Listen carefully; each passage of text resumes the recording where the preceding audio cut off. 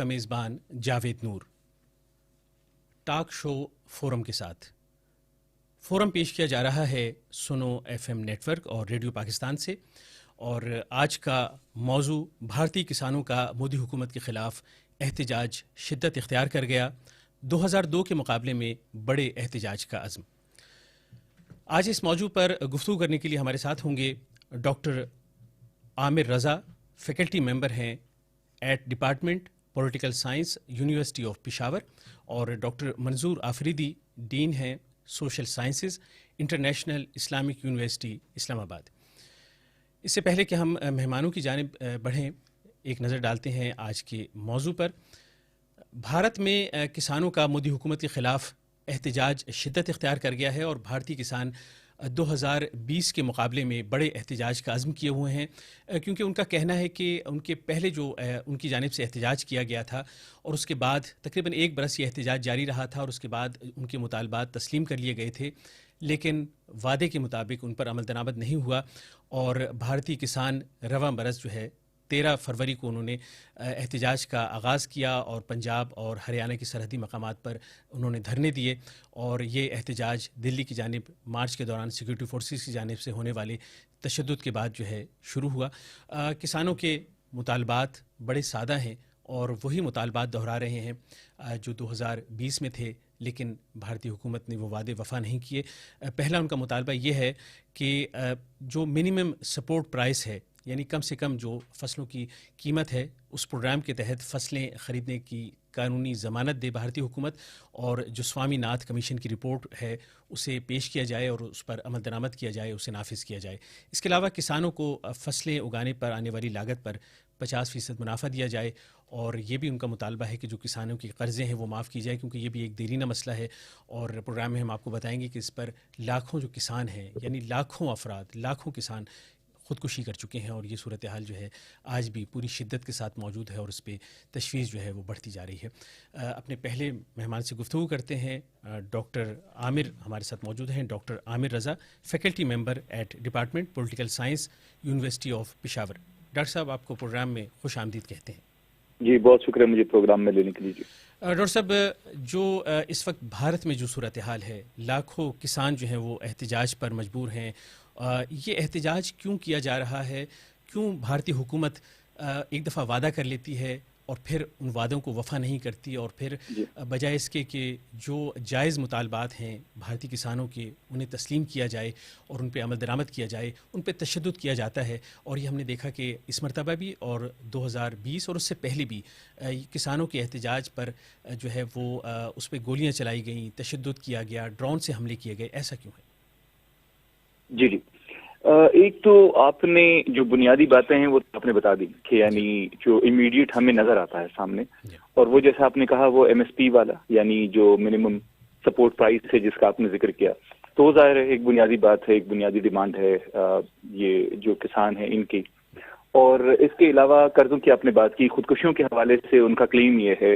جو جیسے جو مزدور کسان مورچہ ہے ان کا کلیم یہ ہے کہ تقریباً 7 لاکھ جو کسان ہیں وہ خودکشی کر چکے ہیں پچھلے چند سالوں میں مختلف وجوہات کی بنا پہ۔ اس میں سب سے بڑی وجہ جو ہے وہ ان قرضوں میں سود کا ظاہر ہے بڑھتے رہنا، اور پھر ان قرضوں کی واپسی نہ ہونا، اور وہ ایک پریشر جو کہ کسانوں کے اوپر ہے۔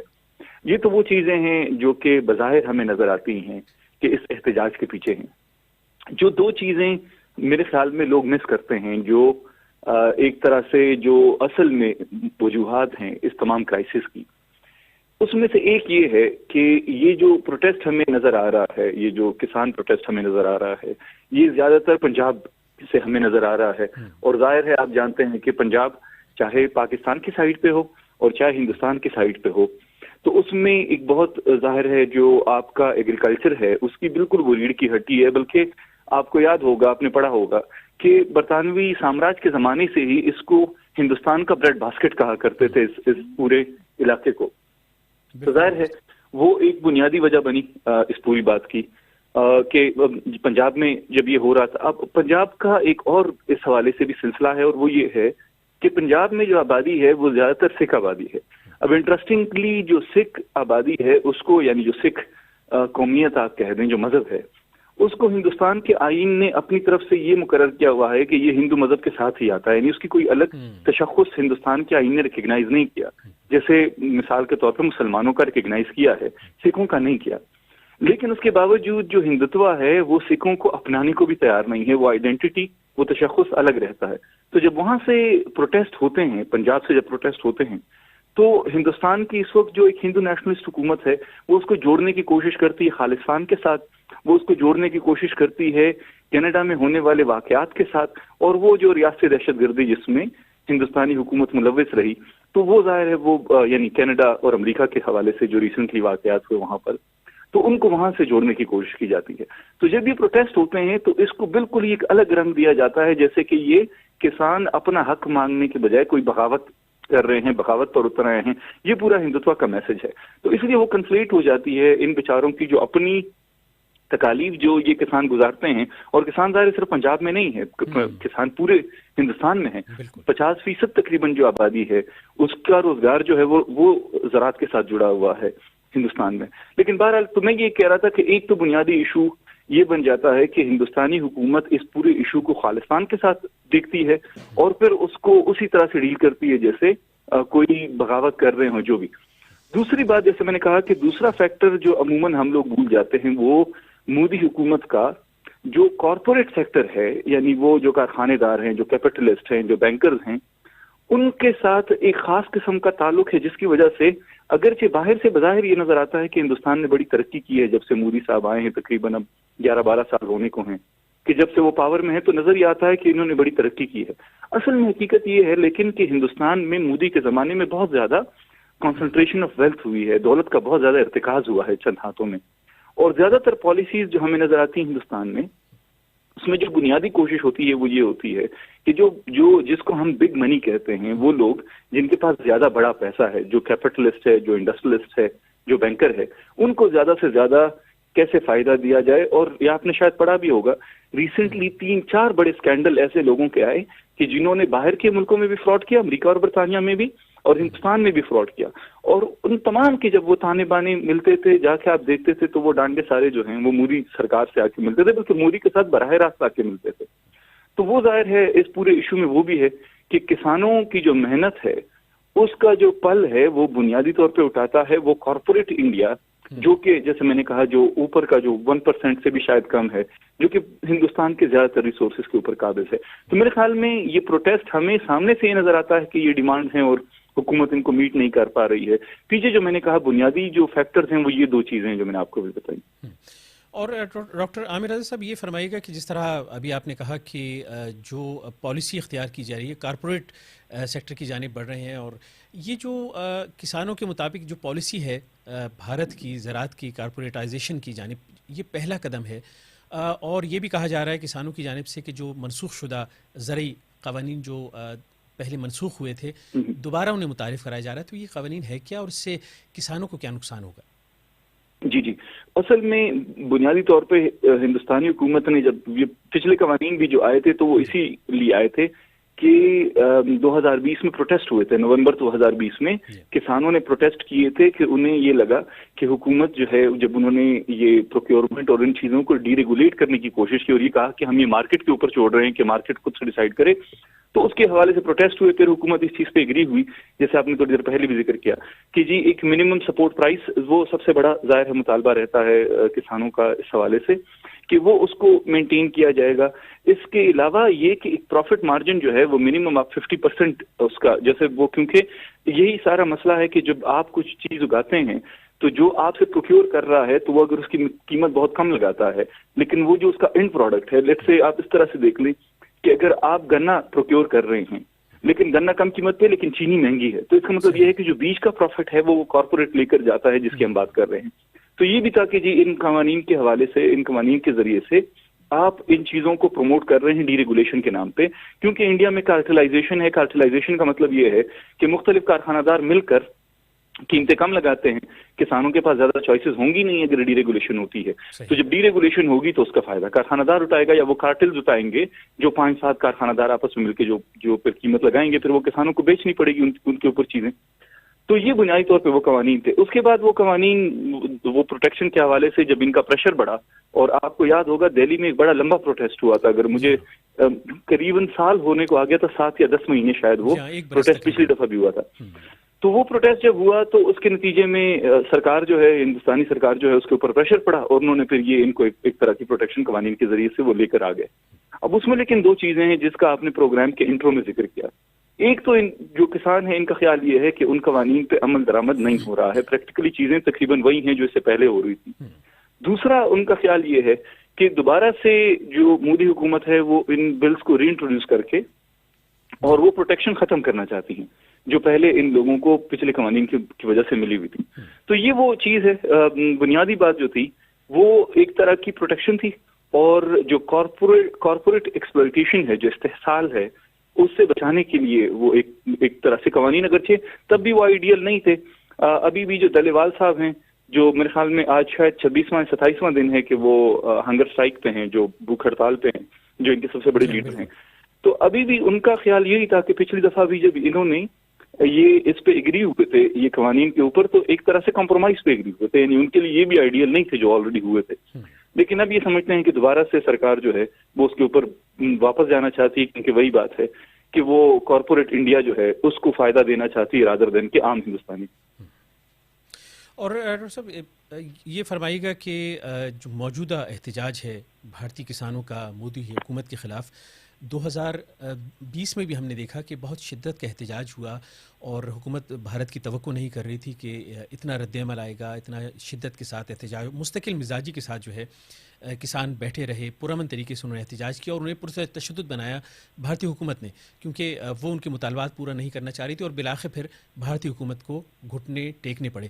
لیکن پھر بات وہیں پر آ گئی کہ جو وعدے کیے گئے وہ وفا نہیں ہوئے. تو موجودہ جو احتجاج ہے, کہا یہ جا رہا ہے کہ وہ 2020 کے احتجاج سے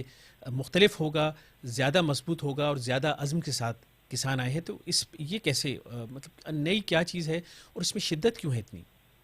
جی, ایک تو ظاہر ہے مجھے اب یہ بھی تھوڑا سا ظاہر اندازہ لگانا ہمیں مشکل ہے کہ اگر ہندوستانی حکومت اس وقت کوئی وعدے کرتی ہے تو کیا پھر ان لوگوں کا اس دفعہ کیا اعتماد ہوگا, جب پچھلی دفعہ حکومت نے ان وعدوں کو وفا نہیں کیا جو پچھلی دفعہ بھی انہوں نے ان کے ساتھ کسانوں کے ساتھ کیے تھے.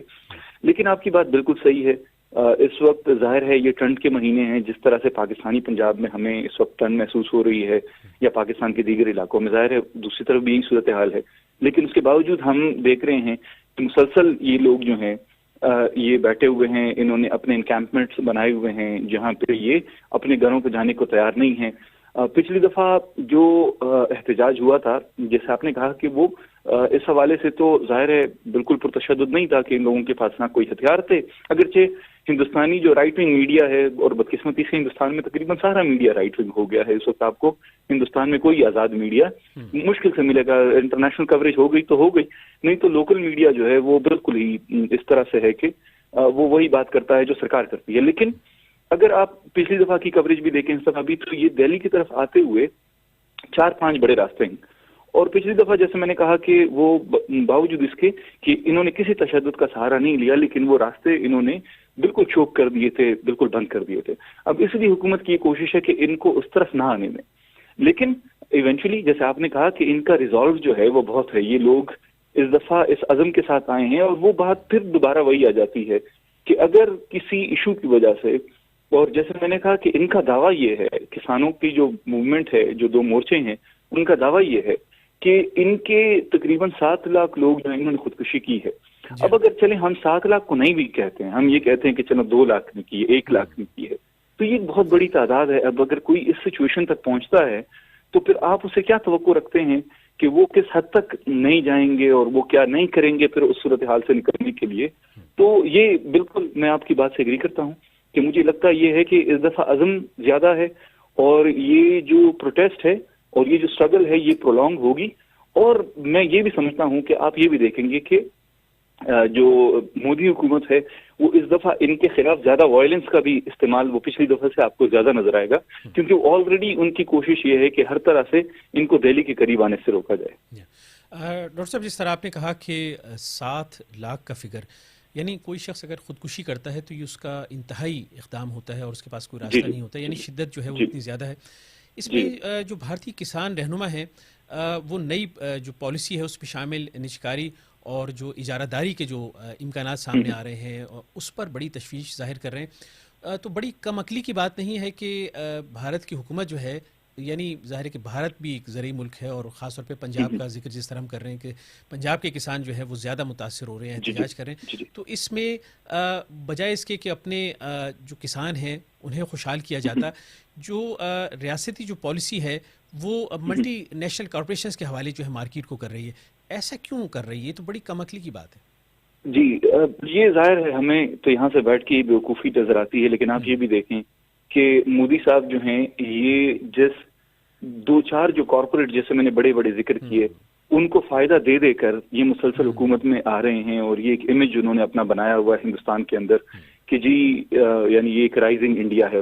وہ کیا ہے، ایک طرف تو آپ نے ابھی ذکر کیا جس کو ہم کنگلومیریٹ کہتے ہیں، یعنی جو مختلف انٹرسٹ جہاں پہ اکٹھے ہو جاتے ہیں یہ کارپوریٹ قسم کے. ایک انڈسٹریز کا ہم نے ذکر کیا، بینکنگ کا ہم نے ذکر کیا، جو یہ قرضے والا معاملہ جو ہے یہ بینکوں سے جڑا ہوا ہے، جو یہ پروکیورمنٹ والا ایشو جو ہے پرائسنگ والا یہ آپ کے کارخانوں سے جڑا ہوا. ایک تیسرا جو اس کا عام ہے وہ میڈیا ہے. اب مودی صاحب جو ہیں ان کا اپنا پولیٹیکل فیوچر جڑا ہوا ہے ان انٹرسٹ کے ساتھ رادر دین کہ عام ہندوستانی کے ساتھ. دوسرا آپ کو یہ بھی پتا ہوگا کہ جو پنجاب ہے اس میں بی جے پی کی اتنی پینیٹریشن نہیں ہے جتنا کہ کچھ دوسرے علاقوں میں ہے، مثال کے طور پہ یو پی وغیرہ میں. تو یہ ان بڑے پروونسز میں سے اگر بنگال میں بھی نہیں ہے، پنجاب میں بھی نہیں ہے، لیکن یہ ان میں سے ہے جہاں پہ اتنی پینیٹریشن نہیں ہے. تو مودی صاحب بہت ہی زیادہ ایک ہم کیا کہہ سکتے ہیں کہ ہر ایک چیز کو سیاسی لینس سے دیکھتے ہیں، انسانی لینس سے نہیں دیکھتے ہیں. نہ وہ اپنے پاپولیشن کو اس لینس سے دیکھتے ہیں کہ جہاں پہ کسی کی تکالیف میں اضافہ ہو رہا ہے. جو بھی ان کے نزدیک ان کے لیے زیادہ امپورٹنٹ یہ ہے کہ یہ جو بڑے بڑے جو بلینئرز ہیں، یہ وجے مالیاز اور یہ سارے، یہ ان کو آپ کیا فائدہ دے رہے ہیں رادر دین یہ کہ آپ کسان کو کیا فائدہ دے رہے ہیں. کیونکہ at the end of the day India میں پالیٹکس جو ہے اس میں کامیابی کا سب سے بڑا راز جو ہوتا ہے وہ نیریٹو کا کنٹرول ہوتا ہے. اور مودی کو یہ لگتا ہے کہ نیریٹو کا کنٹرول اسی جو یہ انٹرسٹ ہیں اور ان کے ذریعے سے آنے والے جو پیسے ہیں. اب اس دفعہ آپ نے دیکھا مودی صاحب نے بہت اچھا یعنی ایک ڈیجیٹل کیمپین کی جہاں پہ وہ کچھ جگہوں پہ نہیں بھی ہوتے تھے تو وہاں پہ ان کا وہ ڈیجیٹلی ان کو پریزنٹ کیا جاتا تھا، وہ اسٹیج پہ کھڑے نظر آتے تھے. تو یہ ساری چیزیں کہاں سے ہوتی ہیں؟ بہت سارے لوگ چاہتے ہیں کہ مودی گورنمنٹ انٹرسٹنگلی جس کو ایک اوپینین یہ بنا ہوا ہے کہ یہ بڑی نان کرپٹ گورنمنٹ ہے. آپ جتنے بڑے بڑے عہدے دیکھ لیں، جیسے وہ امت شاہ صاحب ہیں، ان کے بیٹے جو ہیں وہ کرکٹ کے بھی بورڈ کے چیئرمین ہیں اور دوسری چیزوں کے اوپر بھی قابض ہیں. تو اس طرح کی چیزیں جو ہیں تو یہ میرے خیال میں مودی صاحب اپنی طرف سے سیاست ہی کر رہے ہیں اور ان کے نزدیک جو انٹرسٹ ہے وہ کسانوں سے زیادہ امپورٹنٹ ہے ان چیزوں کا جس کی وجہ سے ان کو لگتا ہے کہ وہ پاور میں جن کا ہم نے ذکر کیا. اس کے علاوہ ڈاکٹر صاحب جو اس وقت ظاہر ہے کہ عدم اطمینان ہے اور بہت بے چین ہے بھارتی کسان اور مسلسل مایوسی کا شکار ہیں، جو احتجاج کیا جا رہا ہے، تو یہ جو کسانوں کا احتجاج ہے، بھارت تو بڑے دعوے کرتا ہے کہ وہ اب رائزنگ انڈیا کی جس طرح سے بات ہے اور بہت ساری اس کے دعوے ہیں کہ وہ بڑے خوشحال ہو رہے ہیں ان کے اور جو مودی سرکار کی پالیسیاں، یہ جو کسانوں کا احتجاج ہے یہ ان کی اقتصادی پالیسیوں پر کیا اثر ڈالے گا؟ جی ایک تو یہ میں رائزنگ انڈیا اور یہ جو پر کیپٹا انکم اور یہ ساری چیزیں ہیں، یہ تو میں ہمارے سننے والوں کو میں انکریج کرتا ہوں کہ وہ 2-3 گراف اٹھائیں اور گوگل وغیرہ میں، یعنی اب تو ظاہر انٹرنیٹ تک سب کا ایکسیس ہے، اس میں سمپلی یہ دیکھیں کہ اگر آپ ہندوستان کا جو اوور آل انکم ہے، جو جی ڈی پی ہے، اس میں سے 1% کو نکال لیں تو پیچھے لوگوں کا پر کیپٹا انکم کیا رہ جاتا ہے. پھر اس میں سے 5% نکال لیں اور پھر 10% نکال لیں. جب آپ اوپر کے جو 10% ہیں ان کی انکم یا ان کی جو مالی حیثیت اس کو الگ کرتے ہیں تو ہندوستان کا پر کیپٹا انکم سب سہارن افریقہ کے ملکوں سے نیچے آ جاتا ہے. اور یہ میں ایسے نہیں کہہ رہا ہوں، جیسے میں نے کہا میں انکریج کرتا ہوں کہ ہمارے لوگ اس کو ذرا سا ایک تو ریسرچ کرنے ان چیزوں کے اوپر. تو وہ انگریزی میں کہتے ہیں کہ all that glitters is not gold, کہ جو ہر چمکتی چیز سونا نہیں ہوتی. آپ کو بعض اوقات سامنے سے بڑی چمکتی ہوئی رائزنگ یہ وہ، لیکن اندر سے جب آپ دیکھتے ہیں تو یہ صورتحال آپ کو نظر آتی ہے جو ہمیں کسانوں کی صورت میں نظر آ رہی ہے. نمبر 1. دوسرا آپ نے ذکر کیا کہ جی اب ظاہر ہے اس کا آگے تو اس میں 2-4 چیزیں ہیں. ایک تو یہ جیسے میں نے شروع میں بات کی کہ خالصتان کی جو تحریک ہے، جو سکھوں کے اندر ایک بے اطمینانی ہے، اگر اس کو ہندوستانی حکومت اپنے نیشنلسٹ نیریٹو سے باہر نکل کے نہیں دیکھتی ہے تو بعض اوقات یہ چیزیں سیلف فلفلنگ प्रोफेसी बन जाती है। आप लोगों को बार बार कहते हैं कि जी आप गद्दार हैं, आप खद्दार हैं, अगर वो ना भी हों तो कल को वो बन जाते हैं उसी तरीके से। जाहिर है जब आप उनको ओन नहीं करते हैं। तो मुझे इस हवाले से खदशा ये कह दें या इम्कान ये कह दें, जो भी, या सामने जो फोरकास्ट नजर आती है वो ये है कि अगर इस दफा हिंदुस्तानी हुकूमत वायलेंस इस्तेमाल करती है, और हमने ये देखा है कि हिंदुस्तानी हुकूमत ने बहुत गैर जिम्मेदाराना इकदाम किए हैं। आपने देखा कि कैनेडियन हुकूमत ने इनके ऊपर एविडेंस के साथ ये इल्जाम लगाया कि जी कनाडा के अंदर इन्होंने कैनेडियन शहरियों को मरवाया है। अमेरिका ने इनके ऊपर इल्जाम लगाया, CIA ने रिपोर्टिंग की, FBI ने रिपोर्टिंग की। तो इनसे किसी तरह की ये बईद इम्कान नहीं है कि हिंदुस्तानी हुकूमत यहाँ पर भी वायलेंस इस्तेमाल करे, और उसके जो रिपरकशंस होंगे फिर वो आप देखेंगे कि वो बहुत आगे तक जाएंगे, क्योंकि जाहिर है ये प्रोटेस्ट में बहुत सारी ग्रीवेंसेस जो हैं, बहुत सारे गिले जो हैं वो इकट्ठे हो जाएंगे इसमें। डॉक्टर आमिर रज़ा साहब, ये फरमाइएगा कि भारत जो है, जिस तरह आपने कहा कि दावे तो बहुत हैं लेकिन हकीकत जो है कुछ और है, और भारत में गुर्बत की शरह बहुत ज़्यादा है, दुनिया की सबसे बड़ी गरीब आबादी आप देख लीजिए, बेघरों की तादाद भी है। तो ये सारी जो सूरत हाल है, एक तरफ तो ये है, दूसरी तरफ भारत के दावे हैं, तो जो बैनुल-अक़वामी सतह पे जो किसानों का एहतजाज है उसे कैसे देखा जा रहा है, और इससे भारत की साख पर क्या असर पड़ेगा? जी, इसको पिछली दफा भी 2020 में भी, फिर फरवरी से लेकर अब तक भी ये किसानों के एहतजाज को अच्छी कवरेज मिली है। और मुझे बड़ी हैरत होती है बाज़ औक़ात कि हिंदुस्तानी मीडिया इसके एक्चुअल एनालिसिस करने के बजाय, नहीं जो मैं और आप अभी बात कर रहे हैं फैक्ट्स के ऊपर, इस तरह की बात करने के बजाय आपने देखा होगा कि बड़ी एक सुपरफिशियल किस्म का इसके ऊपर एक वो बिल्कुल ऐसे बहस होती है जैसे लड़ाई झगड़ा हो रहा है। लेकिन इंटरनेशनल मीडिया ने, आपने देखा हो, अल जज़ीरा से लेकर BBC ने, CNN ने, सब ने इसको कवर किया है। और इसी तरह की बातों से पोल खुलता है हिंदुस्तान का, वो जो कि जैसे हमने थोड़ी देर पहले भी कहा, उन दावों का कि जी हिंदुस्तान बहुत बढ़ रहा है और बहुत चमक रहा है और बहुत आगे जा रहा है, इनका। और जो कॉर्पोरेट फ्रॉड की आपको बाज़ औक़ात चीजें सामने आ जाती हैं, जैसे मैंने कहा मुख्तलिफ केसेस जो इंडियन बिलियनर्स के ऊपर मुख्तलिफ जगहों पे चल रहे हैं, उससे आपको पता चलता है कि फाउंडेशनली जो इकोनॉमी है वो चीज नहीं है जो बाहर से लोगों को दिखाई जाती है। तो जाहिर है बैनुल-अक़वामी साख हिंदुस्तान के मुतासिर होती है। जो इंडिया के बारे में एक इमेज है, जो तासुर है, वो खराब होता है। उससे ज्यादा मेरे सामने जो इस वक्त खतरनाक बात है वो ये है कि इससे हिंदुस्तान में फूड इनसिक्योरिटी की सूरत हाल पैदा होगी। अगर ये किसानों का स्ट्राइक इस तरह से बढ़ता रहता है तो आगे आप देखेंगे कि फिर जाहिर है ये डिक्लाइन आएगा। बहुत से जो किसान इस वक्त एक्सप्लॉयटेशन वाले निजाम में काम कर रहे हैं, इनको ये छोड़ के दूसरी तरफ जाना पड़ेगा। तो फूड इनसिक्योरिटी, आप जाहिर है 1.5 अरब की आबादी जो है, इसको खिलाना आसान नहीं है। ना हिंदुस्तान में इतनी वक़्त है कि वो बाहर से सारी फूड आइटम्स कोई जापान की तरह बाहर से इंपोर्ट करे। तो ये मेरे ख्याल में हमें ये होता हुआ नजर आएगा कि अब हमें ऐसा ऐसा फ्लो नजर आएगा रिसोर्सेज का भी और लोगों का भी, एग्रीकल्चर सेक्टर से दूसरे सेक्टर में। जी, doctor Aamir Raza, faculty member eight department political science, university of Peshawar, बहुत शुक्रिया, आपने हमें वक्त दिया। Thank you very much. हम अब एक ब्रेक लेंगे और फिर हमारे साथ होंगे एक नए गेस्ट और उनसे हम मौजू पर गुफ्तगू करेंगे। फोरम में पाकिस्तान की जो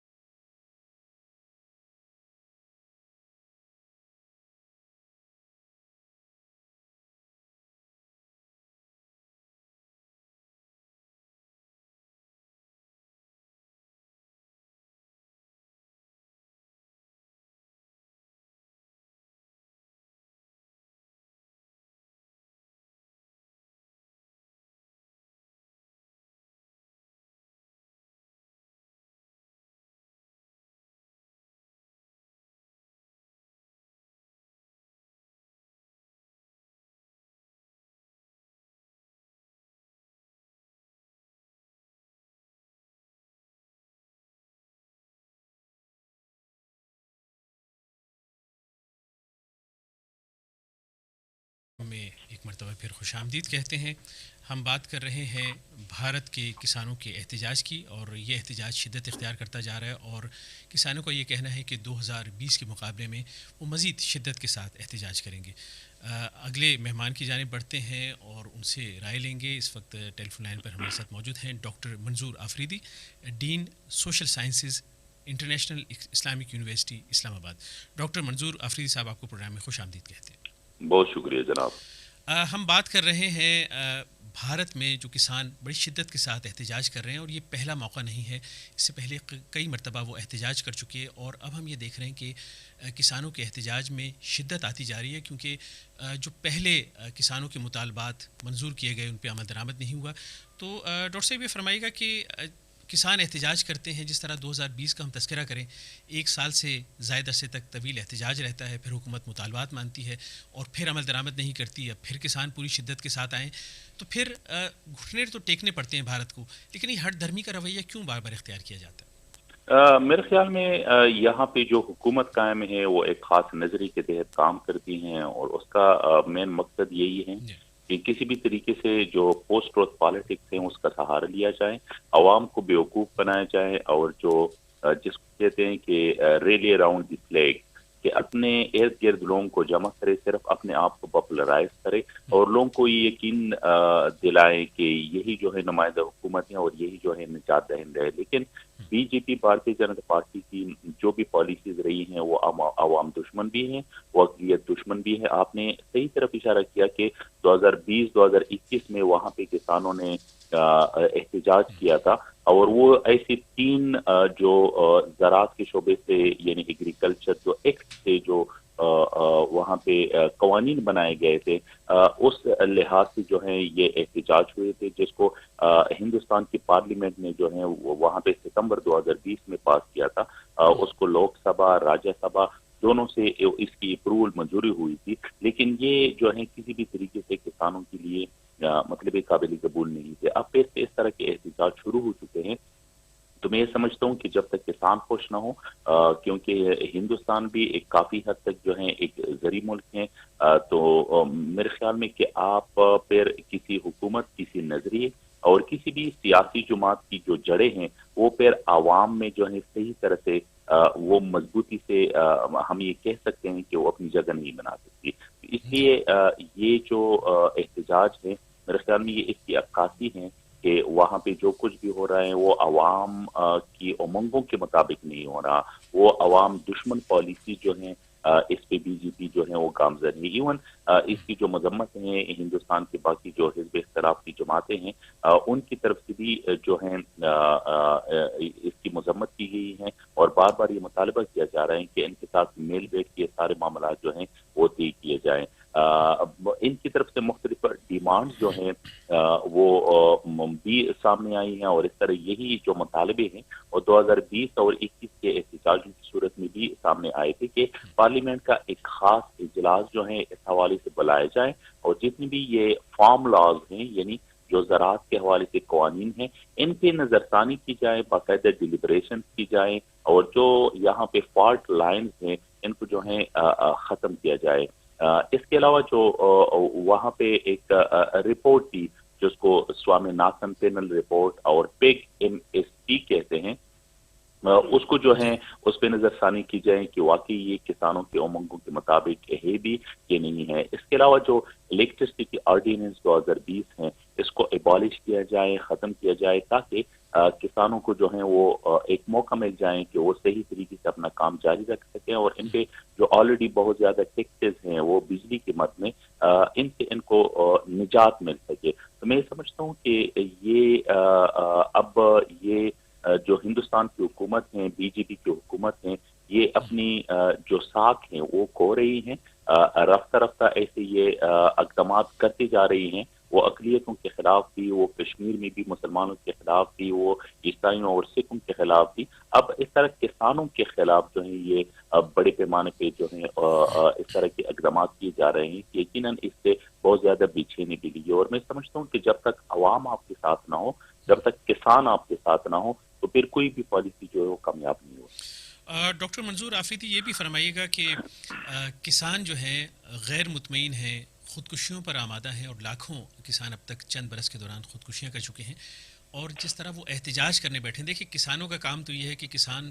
فصلیں اگائیں، اپنے کھیتوں میں ہوں اور کھیت لہلہا رہے ہوں اور فصلیں تیار ہوں، لیکن کسان مجبور ہیں اور وہ احتجاج پہ آمادہ ہیں اور کئی مرتبہ احتجاج کر چکے. تو بھارت کی جو فوڈ بکٹ ہے اس پہ کیا اثر پڑے گا اس کا؟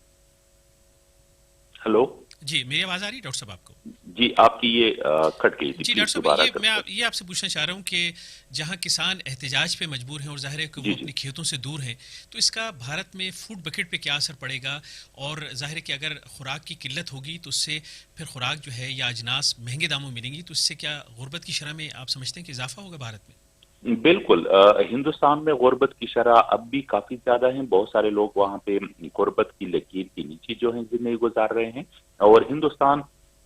آبادی کے لحاظ سے دنیا کا سب سے بڑا ملک بن چکا ہے. وہاں پہ اگر ایک طرف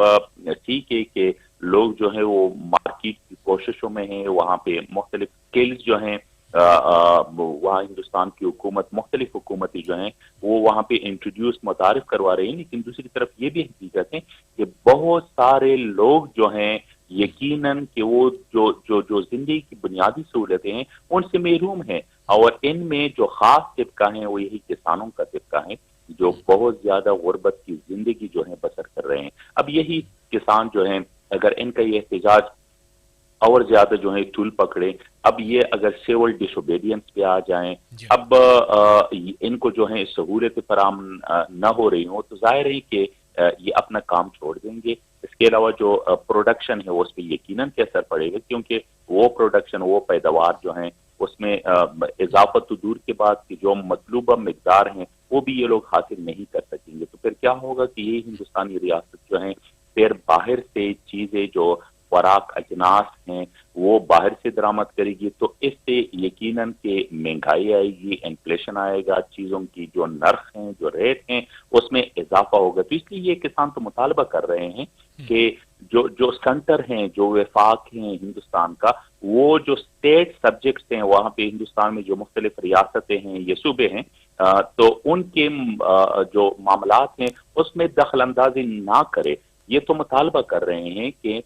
ڈی سینٹرلائزیشن جو ہے اس پہ عمل درآمد کیا جائے کہ ہر اسٹیٹ کو، اور پھر ایون اسٹیٹ کے اندر بھی جو مختلف ان کی یونٹس ہوتے ہیں ان کو با اختیار بنائے جائیں، کیونکہ مقامی سطح پہ وہ اپنے نمائندوں کو جانتے ہیں اور ان کے نمائندے جو ہیں وہ اپنے کسانوں کو جانتے ہیں اور ان کے معاملات جو ہیں بخوبی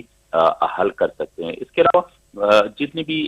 یہ کسانوں کے خلاف مقدمے درج ہو چکے ہیں، ان پہ کیسز ہو چکے ہیں، ان کا یہ مطالبہ ہے کہ ان کیسز کو واپس لیا جائے، اور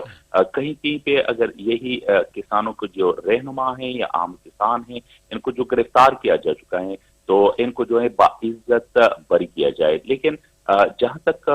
سوال ہے پیداوار کا، تو میں پھر یہ کہوں گا کہ اس پہ یقیناً اثر پڑے گا اور مہنگائی میں اضافہ ہوگا. اس کے ساتھ ساتھ جو ہیں یہی فارمرز جو ہیں یہ اگر اپنا کام چھوڑ دیں گے تو نہ صرف ان کے روزگار پہ اثر پڑے گا بلکہ اس سے وابستہ جتنی بھی انڈسٹری ہیں، صنعت ہیں، وہاں پہ جو ملازمین ہیں ان کے کام پہ بھی اثر پڑے گا، اور وہاں پہ بھی یقیناً کہ جو ڈاؤن سائزنگ ہے امپلائیز میں وہ بھی جو ہے اس مد میں آئے گی کہ لوگوں کا جو روزگار جو ہے وہ بھی حاصل کرے. ڈاکٹر صاحب وہ جو کہتے ہیں کہ تنگ آمد بجنگ آمد، تو اس وقت بھارتی کسان جو ہے اتنے مایوس ہیں اور بار بار حکومتی جو یقین دہانیاں تھیں جو دراصل جھوٹ پر مبنی تھیں، اور بھارت کی حکومت تو ہمیشہ غلط بیانی کرتی ہے اور جھوٹ بولتی ہے، اور ایک طویل احتجاج 2020 میں شروع ہوا، 2021 میں ختم ہوا، 19 نومبر 2021 کو احتجاج ختم ہوا اور بلاخر حکومت نے گھٹنے ٹیکے اور مطالبات مانے. لیکن پھر اس حکومت جو ہے خاص طور پہ جو مودی حکومت ہے ان کی بدنیتی بار بار سامنے آتی ہے، اور ایک مرتبہ پھر ایسا ہی ہوا. اب حالیہ ہم دنوں میں دیکھ رہے ہیں کہ جو اب حالیہ احتجاج ہے کسانوں کا، اس میں مذاکرات کی ناکامی کے بعد جو بھارتی کسان ہیں انہوں نے ریل روکو تحریک جو ہے وہ بھی شروع کی ہے، اور ان کا یہ بھی کہنا ہے کہ اگر بھارتی جو پنجاب کی حکومت ہے وہ بھی مرکزی حکومت کی اگر تائید کرتی ہے اور حمایت کرتی ہے، اسی پالیسیوں پہ عمل پیرا رہتی ہے، تو وہ سخت احتجاج کریں گے، اور پنجاب حکومت کے خلاف بھی ان کا احتجاج جو ہے اس کو وہاں تک پہنچے گا، اس سے توسیع دی جائے گی۔ ایک اور چیز ہے کہ 30 دسمبر کی ایک ڈیڈ لائن دی ہے کہ اگر اس 30 دسمبر تک اگر مطالبات تسلیم نہیں ہوتے تو احتجاج میں بہت شدت آئے گی۔ اسے آپ کیسے دیکھتے ہیں؟ یقیناً کہ یہ ہندوستانی حکومت پہ جو ہے اور زیادہ اثر اس کا پڑے گا، اور میں سمجھتا ہوں کہ اس کے ساتھ ساتھ جو وہاں پہ آلریڈی وکٹمائزڈ لوگ ہیں یا جو ڈسکرمنیٹڈ، جن کے ساتھ جو ہیں امتیاز برتا گیا ہے، ایسے شعبے ہیں، تو وہ ملازمین تو اس موقع کے انتظار میں ہیں کہ کوئی جو ہے کوئی اس طرح کی مطلب چنگاری جو ہے سامنے آ جائیں۔ اب ہم یہ دیکھ رہے ہیں کسانوں کی صورت میں، تو میں سمجھتا ہوں کہ ایون دوسرے شعبے جو ہیں وہ بھی اس کا ساتھ دیں گے، اور پھر بنگلہ دیش کی طرح وہاں پہ جس طرح خاص کر طلبہ جو ہیں وہ اسٹوڈنٹس وہ زیادہ فعال تھے، تو یہاں پہ کسان جو ہیں فعال نظر آ رہے ہیں، تو پھر وہاں پہ جس طرح میں طلبہ کا ساتھ باقی زندگی کے جو مختلف شعبے ہیں وہاں پہ لوگوں نے دیا، تو میں سمجھتا ہوں کہ یہاں پہ بھی اس طرح یہ ممکن ہے کہ دوسرے لوگ جو ہیں دوسرے شعبوں سے ان کے حصہ بنیں گے۔ جہاں تک 30 دسمبر کی بات ہے، اگر واقعی یہی کسان یہ مطمئن ہو جائیں کہ ان کے جو بڑے مطالبات ہیں ان کو مانا جا رہا ہے، اور پھر مستقبل میں ان کے ساتھ کوئی اس طرح تفریق نہیں برتا جائے گا، تو پھر پاسبل ہیں کہ ان کے درمیان جو ہیں مذاکرات کسی حد تک جو ہیں کامیاب سب جگہوں سے دہلی کی طرف اور دہلی پہ ایک یلغار ہوگا، تو پھر یہ بی جے پی کی حکومت اس قابل نہیں رہے گی کہ ان سب کو جو ہے سنبھال سکے، تو پھر یقیناً کہ یہ اور زیادہ ایک گرینڈ سطح پہ جو ہے ان کے ساتھ مذاکرات کریں گے، اور کام کرنے والی تنظیمیں ہیں ان کی طرف سے بھی کہہ کر جو ہے مودی حکومت جو ہے وہ ان کے خلاف سخت اقدامات کا جو ہے بات پوری ہو سکتی ہے۔ غربت کا خاتمہ، بھارت کی حکومت زرعی پالیسی جب بناتی ہے تو وہ کسان دوست کی بجائے کسان دشمن کیوں ہوتی ہے، اور جو وعدے کرتی ہے اس سے بھی منحرف ہوتی ہے، اور اس وقت جو عام بھارتی کسان ہے وہ جدید ٹیکنالوجی سے کیوں محروم ہے؟ میرے خیال میں اس میں 2-3 پہلو ہیں۔ ایک تو یہ کہ آپ نے صحیح اشارہ فرمایا، اگر یہ جو ہیں اور ہے بھی اسی طرح کہ زیادہ تر جو ہیں پنجاب کے کسان اس میں شامل ہیں، جو ہریانہ کے کسان ہیں، جو وہاں پہ لدھیانہ کے کسان ہیں،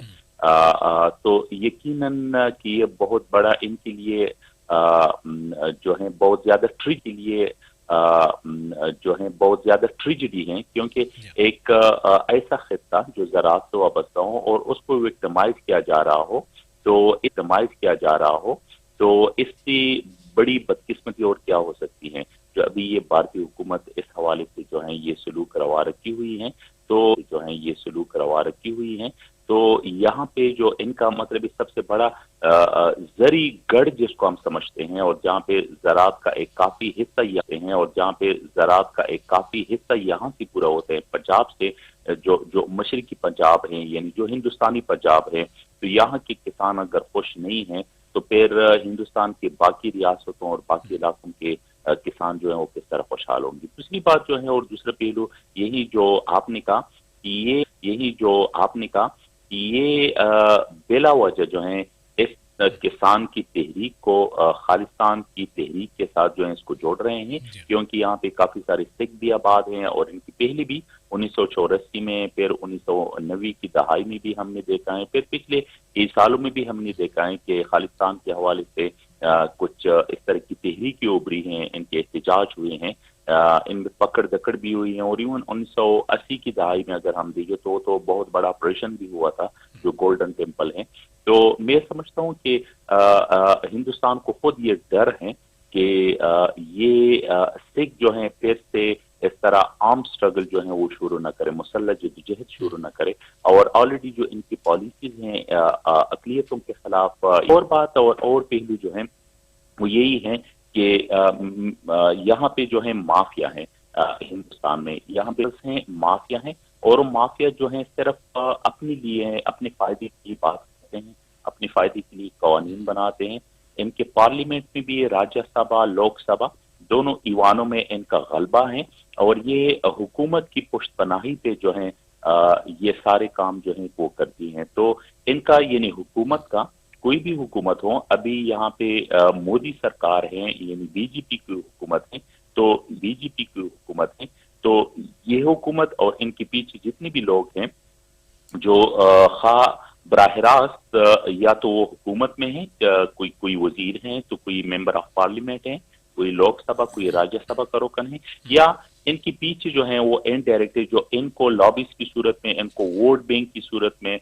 जो है, इनको अवामी मकबूलियत की सूरत में इनको सपोर्ट करते हैं। तो ये एक गठजोड़ है जो सिर्फ अपने मफाद का सोचते हैं, जो इलीट क्लास हम इसको कैसे, बल्कि इससे भी ज्यादा जो माफिया क्लास हम कह सकते हैं, तो ये चीजें, तो इसलिए इनको कोई फिक्र नहीं होती कि किसान का क्या हाल होगा, आवाम का क्या हाल होगा, इसका आगे क्या बनेगा। तो ये इस तरह की कवानीन सामने लाती हैं कि इसका बराह रास्त असर वो किसानों पे और अवाम पे पड़ता है। लेकिन जाहिर है कि फिर इसकी कंसिक्वेंसेस तो होते हैं, इस तरह के एहतजाज जो हैं वो फिर बिल्कुल मुतवक्किल होते हैं, बल्कि यकीनी होते हैं कि वो इस तरह सामने आ जाए। तो ये सूरत हाल हैं जो अभी बनी हुई हैं, और जो जुल्म की हुकूमत है, मैं समझता हूँ कि वो फिर ज्यादा देर तक नहीं चलती। ये यकीनन के बड़े पैमाने पे जो है ये एहतजाज और भी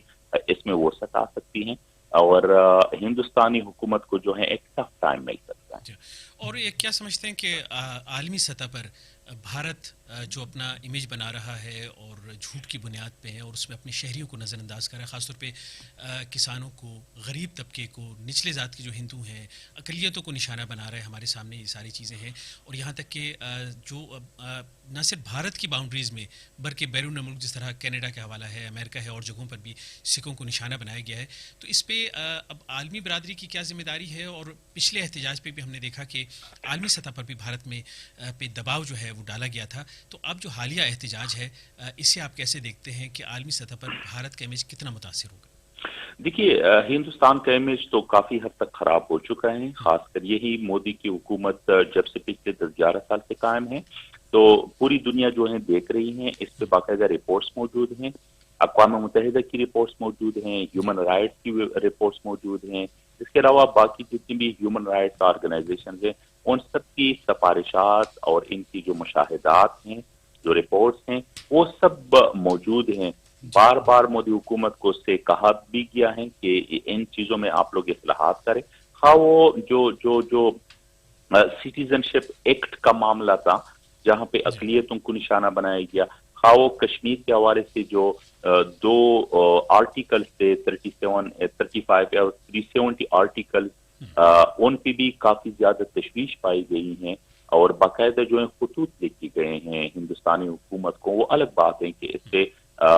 जो मोदी सरकार है उसने अमल किया है या नहीं किया, और यकीनन कि उसने अमल नहीं किया है। अब इस तरह के जो हालात हैं, तो इसमें मीडिया की रिपोर्ट्स भी अब सामने आ रही हैं, तो इससे हिंदुस्तानी हुकूमत पे दबाव बढ़ सकता है, क्योंकि पूरी दुनिया में जो मुख्तलिफ लॉबी हैं वो इस हवाले से अपनी सरगर्मी से कहा सकते हैं, और जो हिंदुस्तान के तलक़ात हैं, वो माशी तलक़ात हैं या सफारती सतह पे जो हैं, इन पे दबाव आ सकता है। जो हिंदुस्तान की रुकनीत है मुख्तलिफ बैनुल-अक़वामी तंजीमों में, जो हिंदुस्तान रुकन है मुख्तलिफ बैनुल-अक़वामी प्लेटफॉर्म्स में, यकीनन के उनकी या तो मतलब जो सस्पेंशन है, मुअत्तली है हिंदुस्तान की, वो हो सकती है। अगर वो ना भी हो तो जो मुख्तलिफ हिंदुस्तान के और ममालिक की जो डीलिंग्स होती हैं, तो उसमें काफी ज्यादा तनाव जो है वो आ। बहुत शुक्रिया डॉक्टर मंजूर Afridi, dean social sciences, international Islamic university Islamabad, आपने अपना कीमती वक्त हमें दिया। भारतीय पंजाब के किसानों का एहतजाज मज़ाहमत की एक अलामत बन गया है, और जिसने भारत भर में दीगर रियासतों के किसानों को भी तहरीक दी है। ये एहतजाज अब बढ़ता जा रहा है, और इस एहतजाज से मुख्तलिफ़ रियासतों के किसानों के दरमियान यकजहती पैदा हुई है, और मजबूत तर किसान यूनियंस का क़याम जो है उसके भी इम्कानात बढ़ गए हैं। ये जो एहतजाज है ये दिल्ली की सरहद पर महीनों से जारी है, और भारत की समाजी, सियासी और इक़्तिसादी मंजरनामे में एक अहम तब्दीली का सबब भी यह एहतजाज बन रहा है, और इसके असरात ज़राअत से बढ़कर दीगर शोबों में भी फैल रहे हैं, और दीगर जो मज़लूम ग्रुप हैं वो भी अपने हुकूक़ के लिए मुनज़्ज़म हो रहे हैं, उन्हें भी इस एहतजाज से तरग़ीब मिल रही है। भारतीय किसानों का ये एहतजाज भारत में जारी संजीदा माशी और सियासी मुबाहिस को مزید گہرا کر رہا ہے اور اسے تاریخی تحریک میں تبدیل کر رہا ہے، اور اس کی بھارت پر، بھارت کی معیشت پر، بھارت کی سیاست پر بڑے گہرے اثرات مرتب ہوں گے۔ ہمیں دیجیے اجازت، اللہ نگہبان۔